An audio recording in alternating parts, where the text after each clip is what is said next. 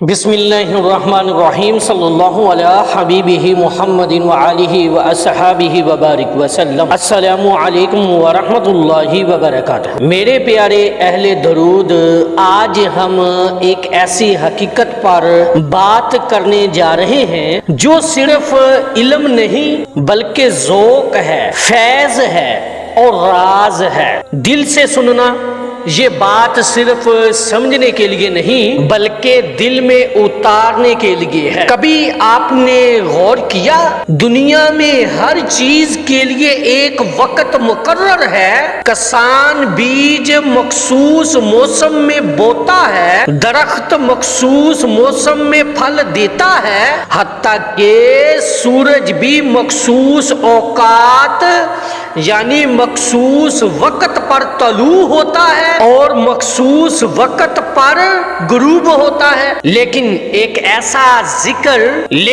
ایک ذکر ایسا ہے جو ہر وقت برکت ہے اور کچھ اوقات میں فیض کا دروازہ کھل جاتا ہے۔ یہ ذکر ہے درود پاک، اور آج ہم انہی 3 خاص اوقات پر بات کریں گے جن میں فرشتے خود اترتے ہیں، آپ کے درود میں شامل ہو جاتے ہیں اور آپ کی زبان سے نکلا ہوا ہر لفظ عرش کی طرف نور بن کر اٹھتا ہے۔ پہلا وقت سحر کا لمحہ، رات کا آخری پہر۔ یہ وہ وقت ہے جب دنیا سو رہی ہوتی ہے اور آسمان جاگ رہا ہوتا ہے، ہوا میں خاموشی ہوتی ہے، مگر اس خاموشی کے اندر ایک نوری ترنم ہوتا ہے۔ یہ وہ لمحہ ہے جب اللہ کے خاص فرشتے زمین کی طرف اترتے ہیں، اور قرآن میں آیا ہے کوئی مانگنے والا جسے میں عطا کروں، ہے کوئی بخشش مانگنے والا جسے میں معاف کر دوں۔ صوفیہ فرماتے ہیں جو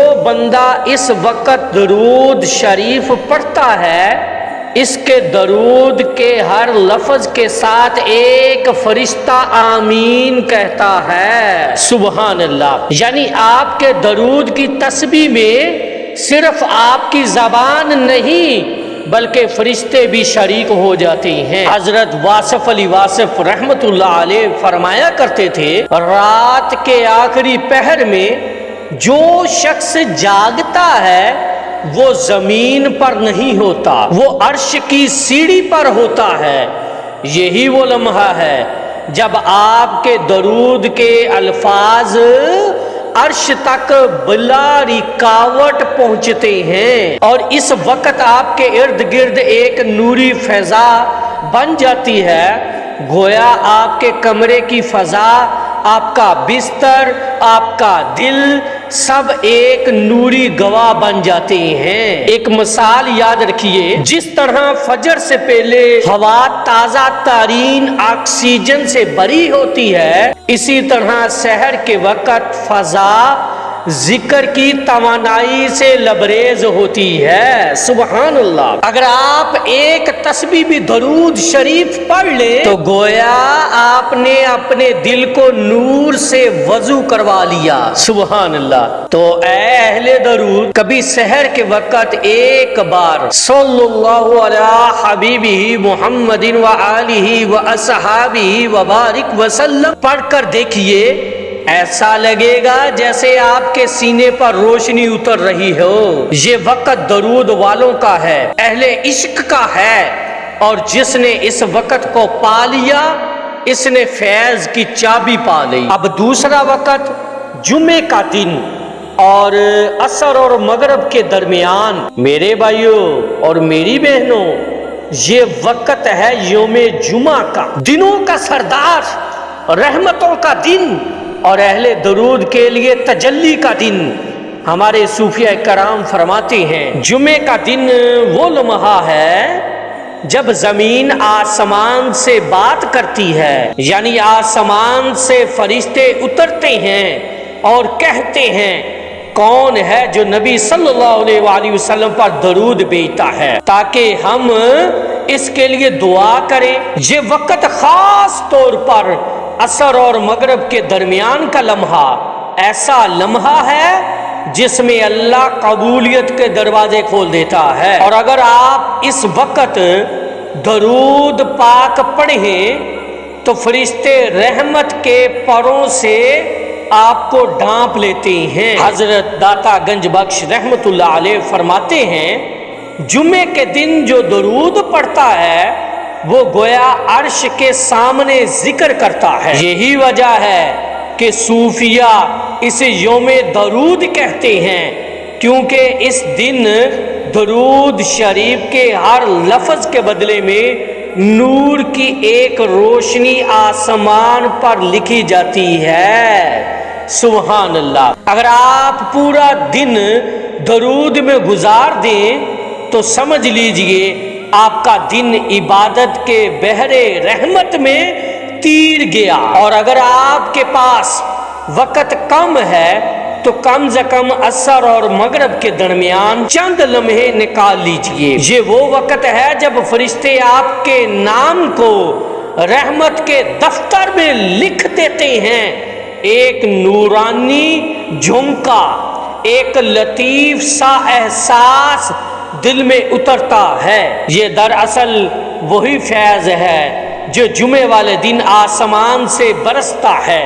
یاد رکھیے درود شریف صرف زبان سے نہیں پڑھا جاتا بلکہ دل کے اندر سے محبت کے چشمے بہا کر پڑھا جاتا ہے، اور جب دل سے نکلتا ہے تو سیدھا نبی کریم صلی اللہ علیہ وآلہ وسلم کی بارگاہ میں پہنچتا ہے۔ تیسرا وقت آذان اور اقامت کے درمیان۔ یہ وقت شدید دنیا کے لحاظ سے چھوٹا ہو مگر روحانیت کے لحاظ سے قبولیت کا سب سے بڑا دروازہ ہے۔ نبی کریم صلی اللہ علیہ وآلہ وسلم نے فرمایا آذان اور اقامت کے درمیان کی دعا رد نہیں کی جاتی۔ ذرا سوچئے اگر آپ اس لمحے میں درود شریف پڑھ لیں تو کیا وہ دعا رد ہو سکتی ہے جو درود کے غلاف میں لپٹی ہو؟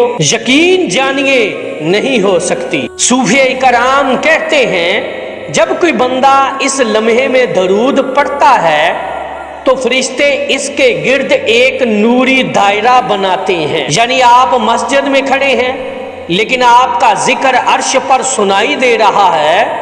یہ لمحہ ایسا ہے جسے آسمان اور زمین کے درمیان ایک پل قائم ہو جاتا ہے۔ جب آپ درود پڑھتے ہیں تو فرشتے اس درود کو لے کر اللہ کی بارگاہ میں کہتے ہیں یا رب یہ وہ امت ہے جو تیرے محبوب پر درود بھیج رہی ہے۔ سبحان اللہ۔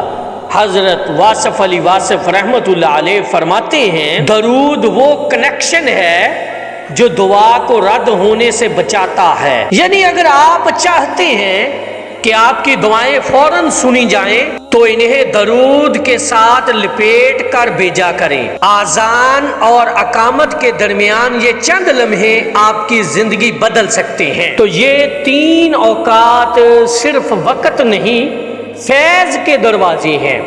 سحر کا وقت جب آسمان آپ کو جگا رہا ہوتا ہے، جمعے کا وقت جب رحمت زمین پر اتر رہی ہوتی ہے، آذان اور اقامت کے درمیان جب دعا عرش سے بات کر رہی ہوتی ہے، یہ تینوں وہ لمحے ہیں جب درود صرف ذکر نہیں رہتا بلکہ نوری دعوت بن جاتا ہے۔ فرشتے خود آپ کے ذکر میں شامل ہو جاتے ہیں اور آپ کا درود آسمان پر نور بن کر چمکنے لگتا ہے۔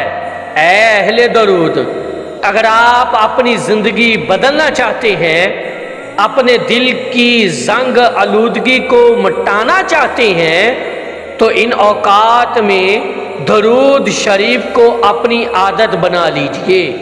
یہی وہ وقت ہے جب زمین کے انسان کو آسمان کا مہمان بنایا جاتا ہے۔ اللہ سے دعا ہے کہ وہ ہمیں اور آپ کو ہر لمحے ہر سانس کے ساتھ اپنے نبی علیہ الصلوۃ والسلام پر درود شریف پڑھنے کی توفیق عطا فرمائے۔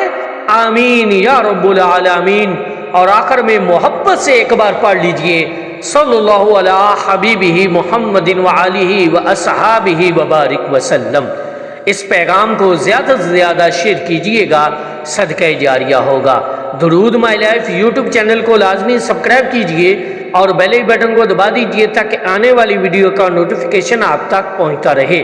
السلام علیکم ورحمۃ اللہ وبرکاتہ۔